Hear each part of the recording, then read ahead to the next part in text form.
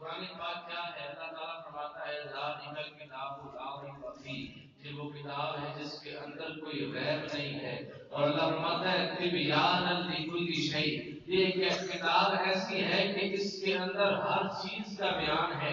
اگر عالم سے پوچھو اس میں کیا ہے تو وہ کہتا ہے اس میں علم ہے. سائنسدان سے پوچھو اس میں کیا ہے تو وہ کہتا ہے اس میں سائنس ہے. اگر حکیم سے پوچھو اس میں کیا ہے تو وہ کہتا ہے اس میں حکمت ہے. اگر طبیب سے پوچھو اس میں کیا ہے تو وہ کہتا ہے اس میں علاج ہے. اگر متقی سے پوچھو اس میں کیا ہے تو وہ کہتا ہے اس میں تقویٰ ہے.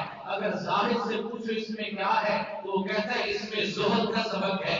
اگر کسی صوفی سے پوچھو اس میں کیا ہے تو وہ کہتا ہے اس میں تصوف ہے. اگر کسی عارف سے پوچھو اس میں کیا ہے تو وہ کہتا ہے اس میں معرفت ہے.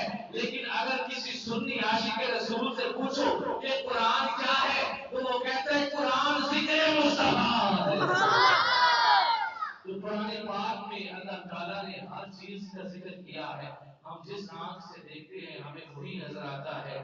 ہم انشاءاللہ قرآن پاک کی تلاوت اب انشاءاللہ سماعت فرمائیں گے. قرآن پاک ایسی کتاب ہے جس کے متعلق شاید بڑی پیاری بات کرتے ہوئے کہتا ہے کہ معراج کی شب جو آقا کے قدموں سے لگے وہ ستارے ہو گئے ہم فقیروں کے تو آقا کے ٹکڑوں پر گزارے ہو گئے.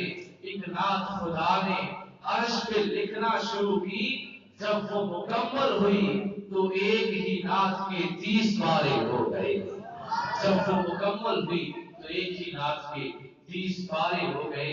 زندگی ان کی گزرتی ہے بڑی شان کے ساتھ، وابستہ جو بھی ہے اس قرآن کے ساتھ. اور کوئی کیا سمجھے قرآن کے مضامین و رموز، ارے جب تعلق ہی نہ ہو صاحب قرآن کے ساتھ، ارے جب تعلق ہی نہ ہو